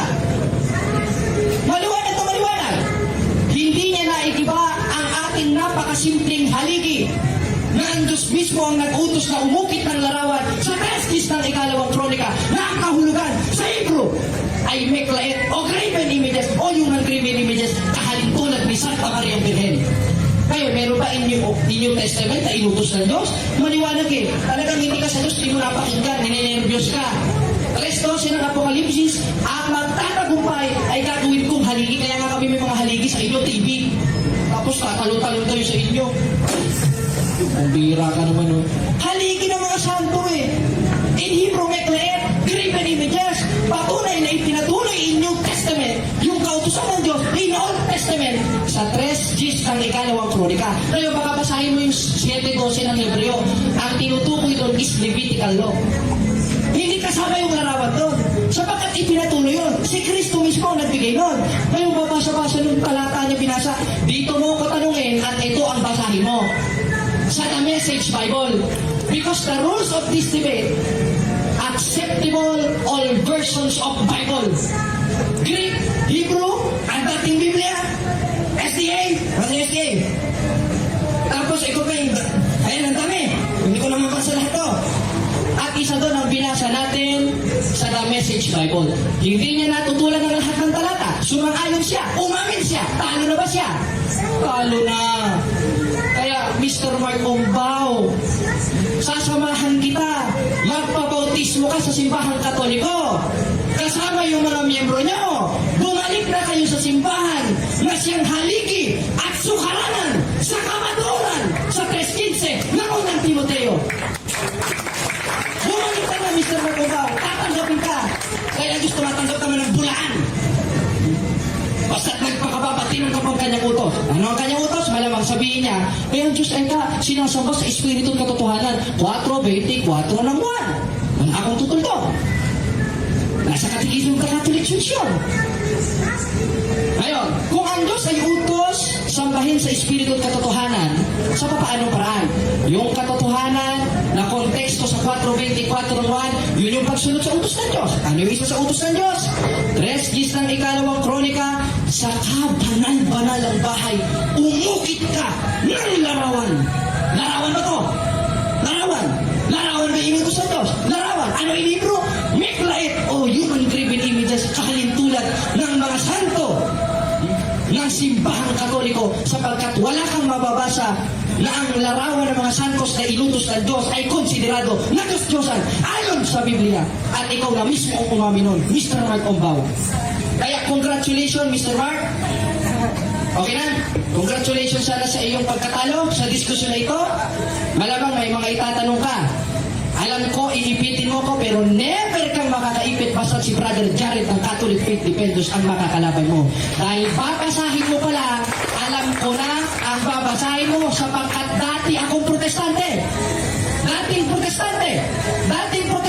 Bakit umalis? Dahil napatunayan nila na mali ang kanilang paratang sa simbahang Katoliko na ang larawan ng mga santos o yung inutos ng Diyos sa kanyang simbahan o haligi sa 3:12 ng Apokalipsis ay Diyos-Diyosan sapagkat wala tayong mababasa niyan. Utos pang ipataas eh. Kayo naman pinupukpok nyo ng martilyo. Utos itaas. 3:14 naman. Ang ginagawa ng born again Christian, pinupukpok ng martilyo. Tama ba yun? Ay nako. Insensado. Mga kapatid, mga kaigsunan. Nagpa-print pa siya, may laptop siya, tayo old school. Hindi ko pa nga nabasa lahat yan eh. Kaya, maliwanag na maliwanag, siya lang ang nagpapalabo. Yung ginawa ng mga propeta na inutos ng Diyos sa kanyang templo na ipinatuloy ng ating Panginoon Kristo sa 5:17 ng Mateo ay hindi mga Diyos-Diyosan, kundi larawan ng mga banal. Kaso kayo, wala kayong banal. Ang babait nyo. Ito kami, born again. Dati ako nagiinom, ngayon hindi na ako nagiinom. Bulaan ka naman. Hindi pala Israel. Dati ka na nasa simbahang Katoliko ko, hindi ako ng bababae. Ano bababae ko? O ngayon nasa born again ako, hindi. po talaga mga born again, ano? Mahilig sa ganyan, mga testimonya na ano eh. Kasinungalingan eh. Kaya proceed tayo sa ating tema mga kapatid. Mga igsuon. Lahat ba ng larawan ayon sa Biblia ay Diyos-Diyosan? Sagot kayo. Hindi. Bakit? Dahil kung i-consider natin na lahat ng larawan ay Diyos-Diyosan, maski pala yung inutos ng Diyos, Diyos-Diyosan. Yung utos na iprosesyon ng Diyos sa sais-sais ng Josue, Diyos-Diyosan. Kaya tinanong ko sa kanya, kung Diyos-Diyosan, saan ayon ka ba na ang Diyos mismo promotor ng pagsamba Diyos sa Diyos-Diyosan o ikaw? Hindi siya nakasagot. Next question. Hi! Oh my God! Next question! Next question! Talagang hindi tunay na Kristiyano. Dahil kung talagang tunay kang Kristiyano, 3:15 ng unang Pedro, handa ka sa pagsagot. Lahat ng tanong natin, naipit siya, nabugok ang kanyang ulo, at baka mamaya suntuin na siya ng kanyang amang Diablo, ayon sa 8:44:1. Sapagkat pinasasama niya yung mismong utos ng Diyos na banal, kaya ang kautusan ng Diyos ay banal, at isa doon, yung mga banal na larawan na ibinigay mismo in New Testament sapagkat pinatuloy ng Diyos. Palakpakan natin ang Panginoon, mga kapatid. Kaya, Mr. Marcombao, may pagkakataon ka pang mabago. Welcome kayo sa Catholic Church. Kung paano akong tinanggap sa Catholic Church, gayon din namin kayo tatanggapin sa Catholic Church, the one, holy, Catholic and Apostolic Church, founded by Jesus Christ, David. Mr. Marcombao, may pwede ka pa magdesisyon para malinis ang iyong mortal sin sa pamamagitan ng sakramento ng bautismo. 22:16 ng gawa, magsisi ka sapagkat ang Diyos naman ay mapagpatawad at burahin mo na yung iyong stand na dati ko ring stand. Dahil alam mo, nagdiskusyon tayo noon, protestante ako, I am against to the Catholic Church, but now I am the defender of the Catholic Church because I know the truth. The Catholic Church is founded by Jesus Christ. And the teaching of the Catholic Church is came for our Lord Jesus Christ. Gaya ng ibinigay niya na banal na larawan sa 4:3 ng ikalawang Korinto sa The Message Bible. Tayo ba? I-wave na natin para makapagtanong na si Mr. Marcombao. Okay, yung tanong ko kayo, 15 minutes. 15 minutes, no? Okay, 15. Tabi yan. Gawin mo ng 1 hour. 15. Okay. Unang tanong, bro, Jared, yung pagsinti ng insenso, adoration, veneration. Objection, moderator. Wala akong nilatag na veneration, adoration, sindi ng insenso. Ang nilatag ko, ayon mismo sa ating proposisyon, na ang Diyos mismo ang nag-utos na umukit ka ng larawan sa kanyang templo at yun ang sinunod ng Simbahang Katolika na ipinatuloy ni Kristo sapagkat ang nagtatag ng Simbahang Katoliko sa 16:18 ng Mateo, ang ating Panginoon Kristo, kaya yung tinuloy na kautusan ng ating Panginoon Kristo, yun ang sinusunod namin sa Simbahang Katoliko. At napatunayan natin sa diskusyon na ito na yung larawan na inutos ng Diyos, ipinatuloy ng ating Panginoon Kristo, hindi Diyos-Diyosan. Diyan mo ko tanungin, Mr. Marcombao. May ako, bro. Pinapapunta mo ko dun sa hindi ko nilatag eh. Okay, alam ko technique yan. Objection na ito. May That is objection. Roman policy. May counter-objection na kaya. Para na ako objection, no, sa ating kaibigan. Nalatag niya yung pagluhod. Kaya gusto ko malaman, yung ba ay adoration o veneration, nandun yung pagluhod. Kailangan, baka nagkaunti siya ata ating kaibigan. Objection, moderator. Nilatag ko yun in my first stand, not in my second stand. Kaya, ang itanong mo sa akin, yung aking ipinresenta in second stand, not in first stand, because that stand is already resolved. Hindi mo natutunan. Kaya, ang tutunan mo, my second stand, gibain mo. Kung gusto mo, magrenta ka ng bulldozer, araruhin mo. Tingnan natin kung magigiba mo. Next question, Okay, Mr. Marcombao. ang hatol ko doon, objection granted na ni Bro Jared. Okay, next question na lang po ako, no? Next question po. Nabanggit mo na tinitindigan mo kanina, bro, Jared, baka magka-ambish ka ulit, no? Tinitindigan mo kanina na yung banal na mga ribulto larawan ng Simbahang Katoliko ay inutos na magpagawa. Saan punta natin sa Biblia? Pinasa ko na kanina eh. 3 days ng ikalawang kronika in Hebrew, may klayet sa sapagkat yun ay larawan ng mga banal. Ang santos ng Iglesia Katolik ay banal, ipinatuloy ng ating Panginoon Kristo, yung kinanonize ng Church ng mga banal, sa 3:12 ng Apokalipsis ng mga nagtagumpay, gagawin niyang haligi sa kanyang templo. Anong klaseng haligi? In Hebrew, meklaet, na manifestasyon ng kautusan in Old Testament sa 3 ng ikalawang kronika. Kaya, gibain mo yan, Mr. Marcubaw. Baka pwede basahin mo 1:25 ng Roma, maipit mo pa ako eh. Kaya, next question. Sundan kita, bro, Jared, sundan kita dun sa second chronicle na ginagamit yung talata. Ano po yung graven images na specific na nababanggit dyan sa second chronicle? Kung sa original translation, human graven images. At ayon naman sa Bible commentary, images that glorify God. Not Satan, para sabihin mo, Diyos-Diyosan yan. Maliwanag na maliwanag. Umangka tayo sa original translation, yung inutos ng Diyos ay meklaet o human graven images. Kasama doon si Santa Maria, kasama doon ang mga santos, kasama ang mga balaan ng simbahan Katoliko. Next question, Mr. Magumbaw. Next question, bro. Dahil sa pinagpapalagay mo na graven images, ang nabanggit sa ikalawang chronicle, pinagpapalagay mo na ito ay yung mga libult at larawan ng simbahan Katoliko. Okay? Ano po ang specific na pinagawa doon? Yung specific, magbigay po tayo kung nabasa ko na yung Biblia po natin talaga. Yung specific, babasahin ko sa original translation. So pagkat pag nagbasa ako sa dating Biblia, baka sasabihin mo, bogus. Magbasa ako sa Magandang Balita Biblia, sasabihin mo na naman, bogus. Balik tayo sa original translation. 6:6 ng Jeremias, bumalik kayo sa dating landas. Yun ang programa ko. Mapalo ka.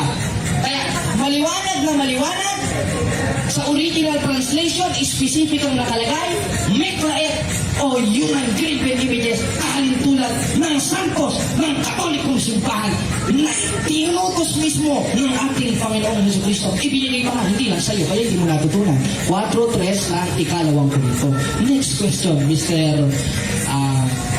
Mark. Next question ko, bro, Jared. Tanggap niyo po ba na maraming variation na itsura ng inyong bibulto? Marami. Yes, maraming variation, pero isa ang nire-representasyon, yun ang ating Panginoon Kristo. Alam namin sa puso namin yun, sapagkat New Testament, sa mga apostolos pa lang, siya mismo ang nagbigay sa 4:3 ng ikalawang Korinto sa The Message Bible. God give us the picture of God. Nag-update lang, pero iisang na representasyon. Yun ang ating Panginoong Jesucristo. Parang ikaw, nung bata ka, iba naman yung mukha mo. Ibig sabihin pala, hindi na si Mark Ombaw yun. Si Mark Ombaw pa rin yan, hindi na gurang. Gurang na ngayon, pero si Mark Ombaw pa rin. Next question, Mr. Mark Ombaw. Naniniwala ka po ba, bro, Jared, na sa nababanggit ko kasi sa Exodus naniniwala ka po ba na yung gintong buya ay iniisip nila na yan yung nakahon sa kanila sa ito? Ano tanong? Naniniwala ka ba ito? Naniniwala ako, naniniwala ako eh. Pero, hindi kami naniniwala na Santa Maria tagapaglikha. Hindi kami naniniwala na si San Jose tagapaglikha sapagkat iisa lang tagapaglikha na sinasamba namin ayon mismo sa Catechism of the Catholic Church, the Holy Trinity, the one God in 3 person. Sa papaanong paraan? Sa pamamagitan ng pagsunod sa kanyang utos sa 3 ng ikalawang kronika. Huwag ka na pumunta sa Guyang Ginto. Baka mamaya kay Mr. Bean ka na pumunta. Next question, Mr. Magumbaw. Yung mahirap. Tanggap po ba, balikin sa tansong ahas, tanggap niyo po ba yung tansong ahas, sinisimbolo po yung cross ni Yahushua? Inyo basahin natin. 3:14 ng 1, at kung paanong itinaas ni Moises sa ilang ang ahas, na di kalaunan ni sinamba, kaya sinira. Pero meron dito manifestation ng ahas na yun, nung hindi pa sinasamba in New Testament, sa 3:14 ng 1, ay gayon rin kinakailangan itaas ang anak ng tao. Sa pamamagitan ng ano? sa pamamagitan ng kanyang larawan na binigay sa 4:3 ng ikalawang Korinto, The Message Bible. Kanina ko pa pinabasa yan, Mr. Mark Cumbao. Baka nag-iisip ka lang ng may tatanong mo, kaya paulit-ulit. I am under cross-examination. Ngayong sumang-ayon mo yung sinabi mo. Bro, O yung sinabi ko. ngayong sumang-ayon ka na yung tansong ahas ay sinisimbolo yung cross ni Yahushua. Ayon sa 3:14 ng Wad. Ayun, sumasang-ayon ka. Dahil sumasang-ayon ka, naniniwala yung sinisimbolo nung sinamba, pinasira, pinawasak. Naniniwala ka rin po. Aba, sinira talaga yun. Pero yung nasa 3:14 ng Wad, hindi sinira yun sapagkat hindi sinasamba yun. Dahil maliwanag na maliwanag, our Catholic page 220, we do not worship the saint. Di namin gisimba ang mga balaan sa Cebuano. Sa Tagalog, hindi namin sinasamba ang mga santos at ang larawan ng mga santos. Kaya pinasira yung 3:14 kung ano, yung gintong ahas, kasi sinampe, baka ikaw sumamba ka rin. Sinampe, kaya sinira. Pero ang manifestasyon nung hindi pa nasisira sa 3:14 ng 1, si Kristo na anak ng tao na binigay ang larawan mismo niya sa 4:3 ng ikalawang Korinto. Kaya Mr. Mark Cumbao, wala ka pang mahirap na tanong yan. Maaari mag-search ka sa ChatGPT para maipit mo si Brother Jared. Next question. Kunin ko lang po yung posisyon nyo, Bro Jared. Ba't mo kukunin? Hindi ka naman magnanakaw. Magtanong ka. Objection, moderator. Objection. Wala siyang karapatang kumuha. Masama yan. Ang karapatan mo magtanong kung sa iyong under cross-examination. Hindi kumuha. Okay, tanong ko kayo. Pinagagaan niyo po ba yung panalangin, pagsamba at papuri sa mga ribulto? Para Hindi sa mga ribulto, kundi sa nare-representasyon ng mga ribulto. Utos, saan mabasa? 2:1 ng unang Timoteo, ibig ko sana kayo'y manaing manalangin kasama ka doon at mamagitan. Sinusulatan yung mga santos at yung nare-representasyon ng santos na yon ay yung mga kinanonize ng church at yung mga banal na mga nagtagumpay sa 3:12 ng Apokalipsis na mayroong larawan. Gaya ng ginawa ni Josue sa 7:6 ng Josue, nanalangin sa Diyos, pero nakaharap siya sa ribulto, hindi ibig sabihin ng sinasamba yung ribulto. Kaya pupunta na tayo sa intercession of the saints niyan eh. Gibain mo yung sinabi ko at nilatag ko sa diskusyon na ang larawan ng mga santo ay hindi Diyos-Diyosan. Pupunta ka na sa intercession of the saint. Baka mamaya sa saint canonization ka na pumunta. Pambihira ka naman bumalik ka sa tema. Kaya nga may kanta, bumalik ka na baby. Kaya balik na. Balik na, Mr. Mark Cumbao sa atong tema. Mr. Moderator, paunawa ko lang yung tanong ko, no? Hindi yata nakuha ng ating. Okay, objection, moderator. Ang karapatan niya magtanong, hindi sa akin ipaunawa. Tapos na yung pagsasalita mo, ang karapatan mo magtanong sa atin. Because I am under cross-examination. Ay, alam ko. May parang objection tayo. Pero okay lang. Ang tanong ko, Bro Jared, intindihin nyo, no? Intindihin nyo. Hindi ko sinasabing yung panalangin, pagsamba, at yung papuri ay pinapantungkol nyo doon sa nire-represent. Ang sinasabi ko, ipinadadaan nyo po ba sa santo yung panalangin, ay yung ribulto at larawan, pinadadaan mo po ba yung panalangin nyo, yung pagpuri nyo, at pagsamba nyo, para doon na nire-represent, ipinadadaan sa ribulto at larawan, para doon na sila nire-represent. Pinadadaan mo sa ribulto? Pinadadaan sa nire-representasyon ng ribulto, hindi sa ribulto. Bakit? Our Catholic page 220, we do not worship the saints. Huwag mo ipaparatang sabi na, sinasamba kita, Santa Maria. Panalangin namin, Santa Maria Birhen, ipanalangin mo kami. Wala kaming aral, Santa Maria Birhen, sinasamba kita. Baka ikaw sinasamba mo, pinapasa mo lang sa akin yung obligasyon mo. Magtanong ka, next question. Next question, kung hindi mo ipinadadaan yung panalangin, yung pagsamba papuri sa ribulto o larawan, kung hindi mo pinadadaan, bakit po kayo lumuluhod sa harapan nila? Bakit kinahalikan? Bakit pinagsisilbihan at tinahandugan kung hindi nyo pinadadaan yung papuri at pagsamba? Ano tanong? Ibig po bang sabihin? Ibig po bang sabihin? Ito na po ba ang niluluhuran nyo? Kasi hindi nyo pinadadaan eh. Okay? Ano tanong? Hindi nyo pinadadaan. Objection, moderator. Hindi nyo pa pinadadaan o pinadadaan nyo? Pinadadaan namin sa nare-representasyon ng ribulto. Hindi sa mismo ribulto. Gaya ng ginawa ni Propeta Josue sa 7:6 ng Josue. Nakapagpatira pa siya o nakaluhod siya sa ribulto na ayon sa katuruan ng mga apostoles sa 9:5 ng Hebreo may larawan, pero sa Diyos siya nananalangin. Pinadaan niya sa mga santos dahil yun ang intercession intercession of the saints sa 2:1 ng unang Timoteo. Pag kami bawal, pag kayo pwede, pastor, ipanalangin mo kami. Pero pag kami, Santa Maria Mire, ipanalangin mo kami. Bawal! Ay nako, unfair! Kayo alam tinatakang tao, kami ba pinagpabuhalan mo? Sunod na tanong, Mr. Marco Bao. Sundan ko yung sagot mo, bro Jared, no? Yung ba yung sagot mo? Sino po ba yung niluluhuran doon, bro Jared? Yung kirubin? Yung dalawang kirubin ba ang niluluhuran? O yung pagitan, nandun yung presensya ng Diyos? Alin po ba ang niluluhuran doon, bro Jared? Yung ribulto ng... Basahin natin, 7:6 ng Josue.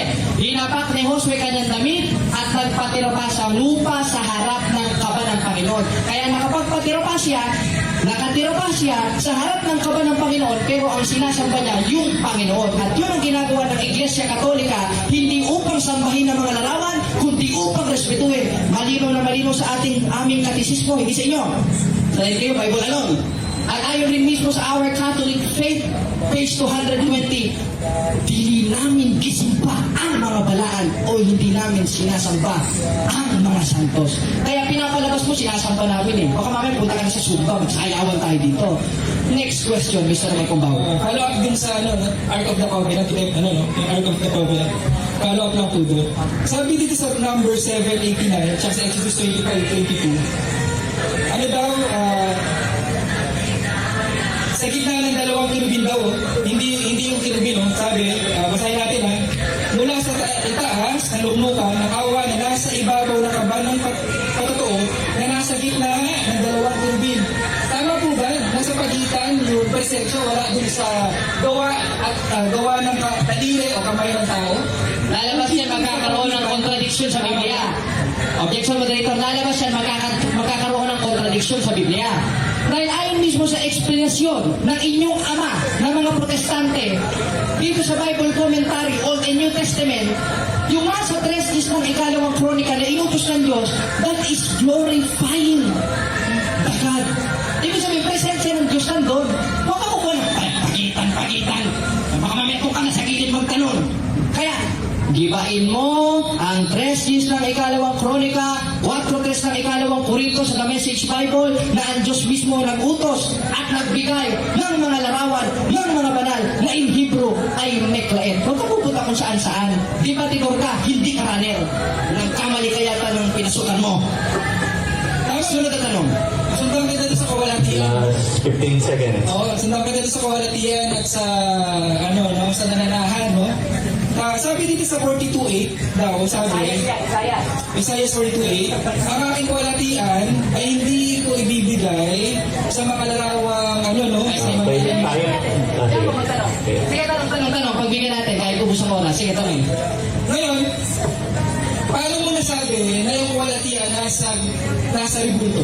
Ngayon, yung binasa mo sa 42:8 ng Isaias, ang subject of the sentence doon, hindi may sabi. Na nandun mismo yung kalwalatian ng Diyos, ayon mismo sa Bible commentary yung mga born again.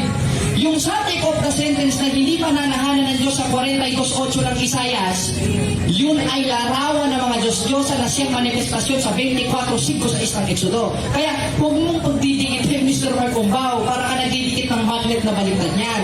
Dahil hindi ibibigay ng Diyos ang kanyang kapurihan doon, sapagkat ang subject of the sentence doon in Hebrew ay Pisel, mga Diyos-Diyosan.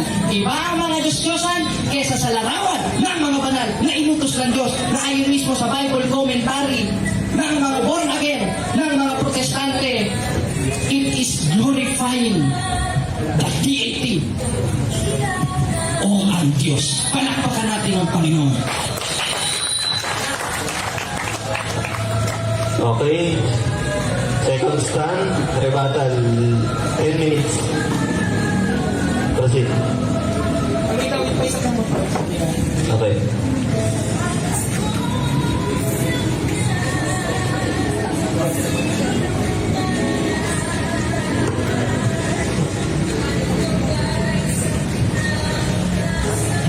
Hello? Good evening, no? Proceed. Sir ako. Sa second stand ko po, no? Siguro, magtatayo naman ako. Patutunayan ko, no? Na yung ribulto, ang larawan ng Simbang Katoliko kay Diyos Diyosa, no? Dahil kung mapapansin natin sa presentation ni Bro Jared, napakahaba, paikot-ikot lang po, umikot lang po ang kanyang presentation na nagpagawa, okay? Nagpagawa, ang Diyos ay nagpagawa ng graven images, kaya nag-ano na siya nag-assume na siya na ito ay patungkol sa mga ribulto at larawan ng Simbang Katoliko. Okay.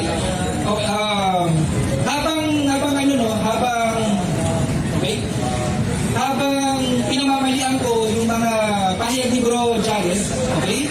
Simultaneously magkatayo na rin po ako, no? Magkatayo na rin po ako.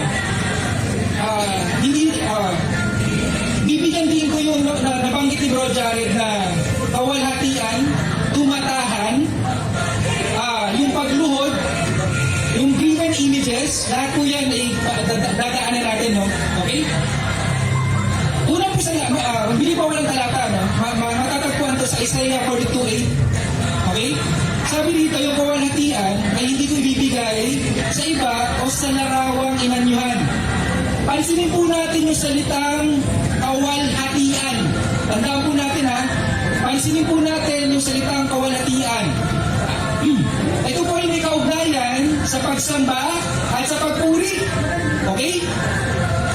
Meron po pala akong lilinawin muna bago ako mag-proceed sa aking punto na kailangan kong itama kay Bro Jared.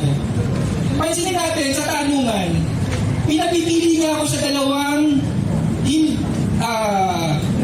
pagpipilian na kung saan parehas ako dihado. Kaya ako nagpas. Kung sa kanya, malinis ang konsensya niya, hindi pandaraya yun, okay lang. Hindi naman ako dito pumunta para manalo. Okay? Hindi ako naparito para manalo. Kundi ang layunin ko, maibahagi ang salita ng Diyos. Okay?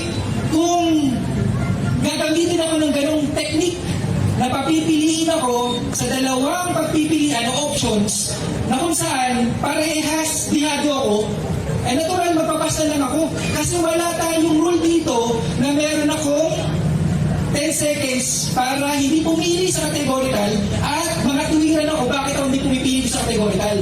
Kaya nawalan ako ng gana sumagot sa totoo lang. Pero okay lang, siguro, hindi naman siguro intention ni Bro Jared, no? Na gumamit ng mga technique na hindi tama, no? Pero okay lang naman. Okay. Balik ako sa kawalhatian, ha? Ano po ba ang kawalhatian? May kaugnayan ito sa pagsamba at pagpuri. Tinanong ko siya tungkol sa adoration, tungkol sa veneration. Napansin niyo ba sumagot? Hindi ito sasagot. Bakit? Ito yung simple, magaling na pandaraya ng demonyo. Ha? Bakit? Ang pinag-uusapan natin, Diyos-Diyosan. Pinag-uusapan natin, Diyos-Diyosan. Wala po ba sa topic ang adoration ang pagsamba? Wala po ba ang veneration sa Diyos-Diyosan? Ang malinaw diyan, umiiwas. Ang malinaw dyan, umiiwas. Ngayon, ano po? Okay? Ang sabi dito sa Romans, bitaw po ang talata para maintindihan natin yung salitang kawalhatian. Sabi dito sa Romans 1:21 and 23, sabi sa 21 kahit kilala nila ang Diyos,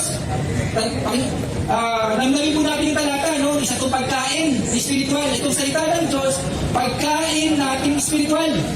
Namnamin natin, kahit kilala nila ang Diyos, sila hindi niwalhati, nilalpulat sa Diyos. Bakit daw? Bakit daw hindi nila niwalhati? Bagamat kilala nila ang Diyos, hindi nila niwalhati. Baba tayo ng 23. Sabi, pinalitan nila ng kawalhatian ng Diyos na hindi nasisira ng isang katulad na larawan ng tao na nasisira. Okay? Ano ang mensahe ng talata? Ha?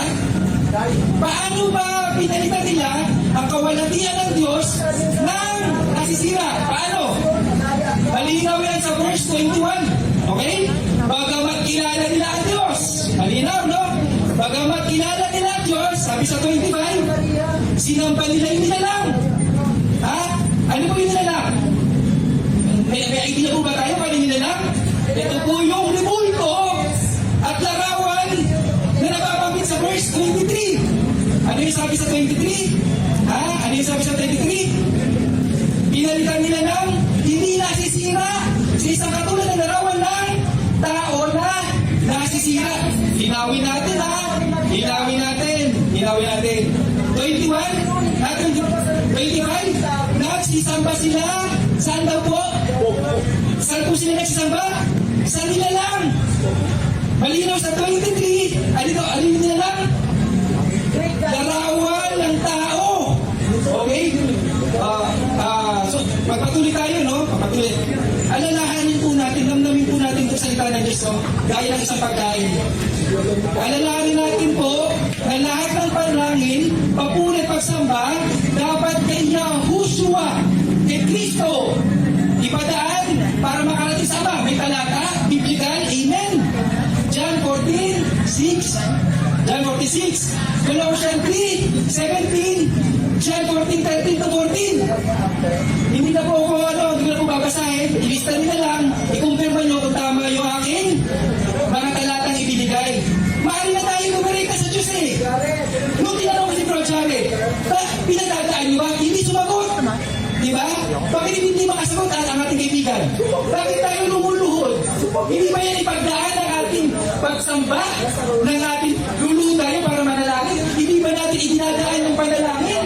Yung pagsamba? Ha? Hindi ba natin idinadaan? Idinadaan. Ano nangyari? Ano ang implication nito? Yung kuwalhatian ng Diyos, ha? Yung kuwalhatian ng Diyos, pinapalitan ng nasisira. Bakit? Sino daw ang kuwalhatian ng Diyos? Sa Hebrew 1:3, sino daw ang sinag na kuwalhatian? Si Yahushua.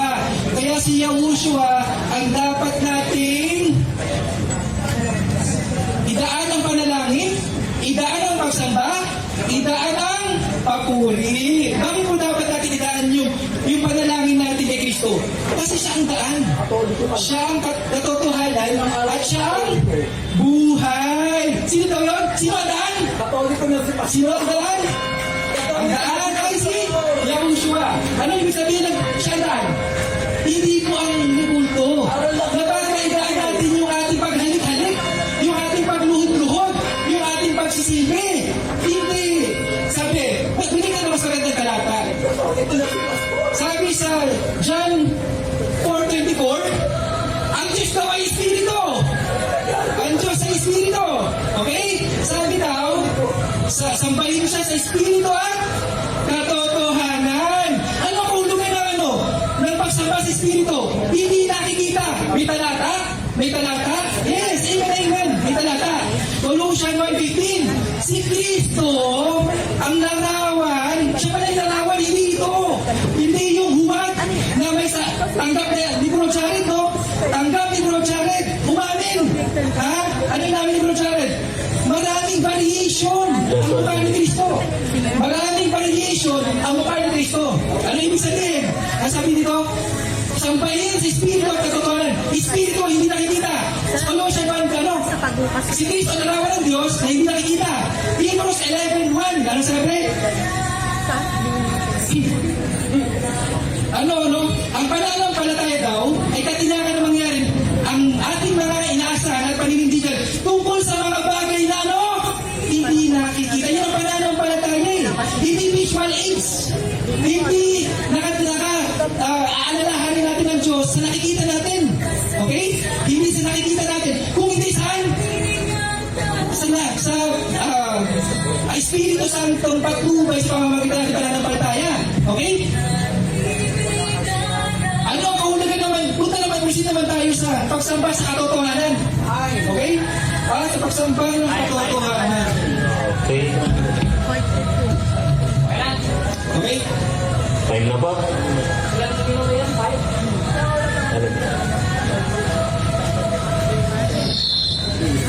Okay. Ano po? Mamaya po. Okay, mamaya po. diskusyon. May tanungan po mamaya. Binasa mo kanina yung 1.25 ng Roma. At hanggang 23, hanggang 22, na pinalitan nila ang katotohanan ng Diyos ng kasinungalingan. Ngayon, sa paanong paraan? Sa pamamagitan ba ng paggawa ng larawan o sa pamamagitan ng pagluluto ng lugaw? Categorical. Tanong. Next question. Ngayon, babadaliin natin ang tanong, Mr. Umbao, para masagot mo. Sa paanong paraan pinalitan ng mga taga-Roma sa 1.22, 23, 25 ang kaluwalhatian ng Diyos?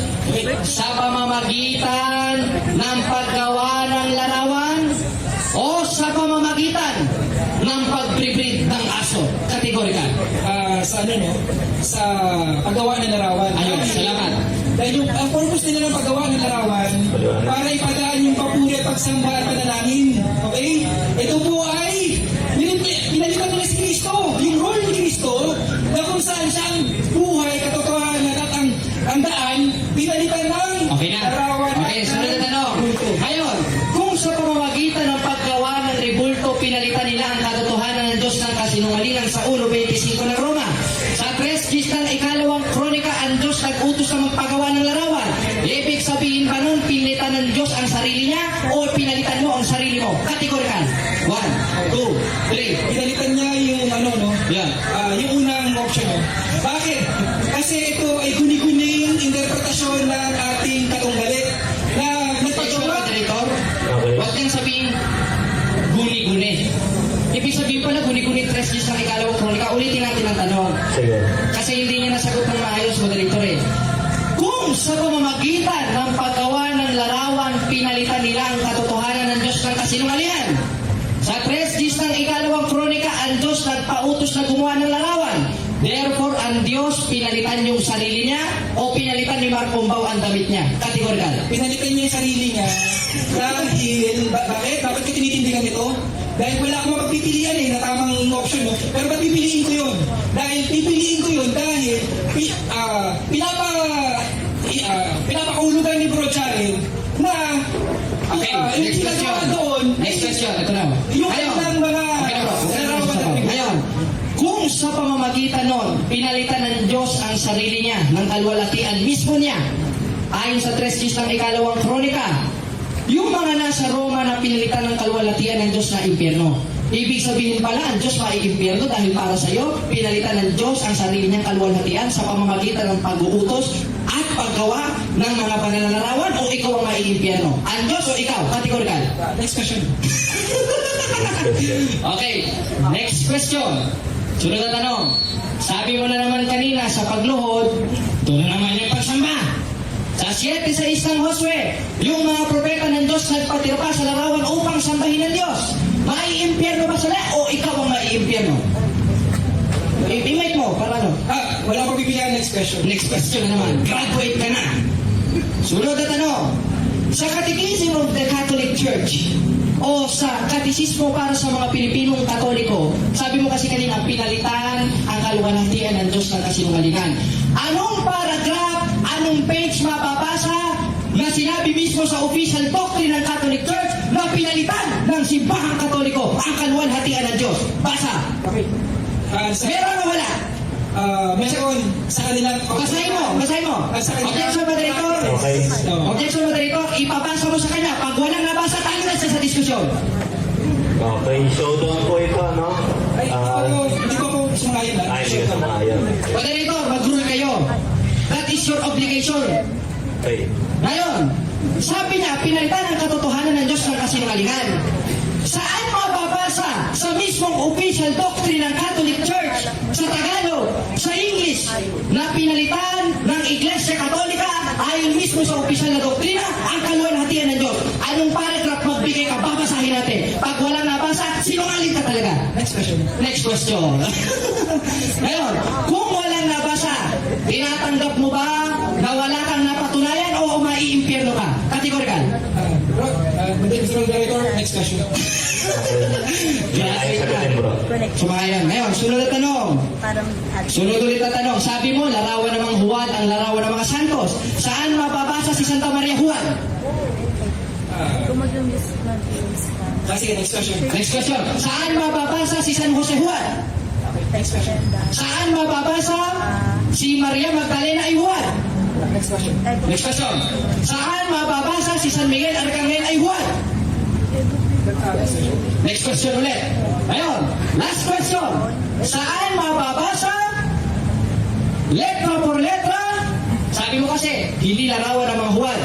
Saan mababasa Kasi ngayon, na si San Pedro, San Pablo, San Gregorio, lahat ng santo ay Juan, kapitulo, versikulo? Saan mababasa? Wala. Wala na naman. Palakpakan natin ang Diyos. Ngayon, kung walang mababasa, therefore, tinatanggap mo, talo ka na sa diskusyon, o panalo yung nagtitinda doon. Kategorya. Next question na naman. Ngayon, sa 3:15 ng unang Pedro, ang tungkulin ng Kristiyano sumagot sa tanong, tinatanggap mo ba na hindi ka Kristiyano o kaanib ka ni Satanas sapagkat hindi ka marunong sumagot sa tanong? Categorical. Next question na naman. Okay, time na bro. Time na. Conclusion. Okay, salamat. Conclusion na. Wala nang tanungan. Palakpakan natin ang Diyos. 10 minutes. Pag 10 minutes kayo bro. Oras. Salamat, no? Okay, sa Diyos ang kapulihan. Sa Diyos ang kapulihan. Sa 10 minutes na pagkakataon ko na ituwid, itama yung paraan ng ating katunggalit. No? Ano yung ginagawa ni Bro Jared? Dahil categorical, dahil bibigyan ka ng dalawang pagpipilian, ilalagay ka sa parehas mali. Para pumili ka ng mali. Yan po ba ay makadiyos na kaparaanan? Nakita niyo pang ginawa ko sa kanya yun? Hindi po eh. O, kasi naparito ako para hindi manalo sa debate. Naparito po ako para ipamulat, iparating, ipaunawa ang kanyang salita. Okay? Ano po ang salita niya? Okay? Sabi, lumabas to sa bibig mismo ni Kristo, no? Lumabas mismo sa bibig ni Kristo. Malin? Sambahin daw ang Diyos sa Espiritu at katotohanan. Ha? Sambahin daw siya saan? Sa libulto? Ipadaan sa libulto? Kaya pala, nang binabanggit sa Hebrew 1:3, ang sinag ng kawalhatian ay si Kristo. Bakit yung kawalhatian hindi ibibigay sa libulto? Bakit po hindi ibibigay sa libulto? Para hindi ipadaan ang pagsamba at panalangin at yung papuri sa gawa ng kamay ng tao. Ang hindi po kasi naiintindihan ni Bro Jared, okay, ang hindi naiintindihan ni Bro Jared, yung pinapaan nila sa Act of Covenant, hindi yung kirubin. Alam po ba natin yun? Yung pagitan ng kirubin, ano po yun? Space. Gawa ba ng kamay ng tao yun? Hindi po. Kasi dapat natin i-reconcile ang talata. Ano mabasa natin sa talata? Ha? Na hindi siya tumatahan sa gawa ng kamay ng tao. Yung kawalhatian na hindi niya ibibigay. Bakit hindi ibibigay? Kasi kay Kristo yung kawalhatian. Kay Kristo ipadaan ang papuri, panalangin at pagsamba. Kapag nilagyan natin ng nilagyan natin ng proxy o replacement si Kristo, ipapadaan natin sa gawa ng kamay ng tao o libultong larawan, isa pong malaking kalapastangan po yan. Ano naman po ang kahulugan? Ipagpatuloy ko yung aking presentation kanina. No? Ano po ba ang kahulugan ng katotohanan? Pagsamba sa katotohanan? Ano po ba yan? Malinaw na malinaw yung pag-amin ng ating katunggalit. Iba-iba ang muka. Iba-iba ang muka ng kanilang larawan at ribulto. Tanggap nila yun eh. Kung meron doon 19, iba ang muka. May isang tumama. Pagpalagay natin may isang tumama, hindi yung mukha ni Kristo. Ipagpalagay natin. Lumuluhod tayo. Iniisip natin. Iniluloko natin ang sarili natin na yan si Kristo, yan si Kristo. Yan ba ipagsamba sa katotohanan? Yan po ba ipagsamba sa katotohanan o pagsamba sa kasinungalingan? Eh, kung lumuluhod ka sa buhay, kaya ako nasasabing Diyos-Diyosan eh. Bakit ka nasasabing Diyos-Diyosan? Huwag na itsura niya yan eh. Huwag sa itsura niya. Yung time ko. 2 minutes ba? Ay, ang bilis ah. 5 minutes lang 5 minutes. 5 minutes lang pala. Okay? Sabi dito, no? Okay? Ang pagsamba sa ano, no? Sa larawan, ay nagkukumit po tayo ng adultery. Naiintindihan po natin yung salitang adultery. Pakikiapil. Bakit po tayo nakakakumit ng adultery? Ha? Sabi dito sa Jeremiah 3:9, sabi siya'y sumamba, namnamin po natin yung talata, na parang isang pagkain. Siya'y sumamba sa pamamagitan ng bato. Pamamagitan, gumamit. Ibig sabihin, naiintindihan po natin salitang yun? Siya'y sumamba sa pamamagitan o gumamit ng mga bato at kahoy. Isa po itong, isa itong adultery, no? Isa itong pakikipagapid. Bakit pakikipagapid? Kasi walang pinagkaiba ito sa nangyari sa Ehipto, sa ilang. Bakit? Yung gintong buya, iniisip nila si YHWH na nag-ahon sa kanila sa Ehipto. Pinaniniwala nila sa sarili nila, yan yung nag-ahon sa kanila. Yung gintong buya na yan yung nag-ahon sa kanila sa Ehipto. Iniisip lamang nila yun. Nag-improve na po ang pagsamba sa Diyos-Diyosan. Nag-improve na. Mukha na siyang tao. Okay? Nag-improve na pa para mas katanggap-tanggap. Bakit? Kahit hindi na mukha ni Kristo, isipin natin siya yan. Isipin natin siya yan. Walang pinagkaiba sa ilang. Nasumapa sila sa gintong buya, iniisip nila na yan ay si YHWH na nagsampa sa kanila sa ito. Kaya mga kapatid, sayang nagulat ako, 10 minutes biglang binawi ng 5 minutes. Ngayon, anong maintindihan natin? Ito na lang po, maaaring hindi ko naihayag ng maayos dahil sa hindi ko na-expect yung rule ay pabor sa technique na gagamitin ng ating katunggali. Pero pagkamat ganun pa man, okay lang. Hindi babalik po ang salita ng Diyos. Sabi sa Isaiah 55:11, hindi babalik ang salita ng Diyos na walang pakinabang sa kanyang pinagkasubuan. Okay? Kaya mayroong salita ng Diyos na papasok sa mga puso ng bawat isa dito na maaaring 2 years from now, bukas o susunod na taon, mamumunga to. Magkakaroon din ng kapakinabangan sa atin. Nakasalalay po dito yung ating kaligtasan, ang ating eternal life, kaya po huwag natin baliwalain. Tandaan po natin, kung hindi maintindihan nyo ang pinagkaiba, hindi nyo mapagkaiba o ma-distinguish adoration at adoration, maaaring nakakagawa po tayo ng adoration instead na veneration. Amen. Salamat. 5 minutes. Okay, Bro Jared. Ano pala kayo? Tag 5? 5 rin ako. Pwede mo na rin gawing 4 para fair sa ating katunggali. Ako na lang mag-a-adjust.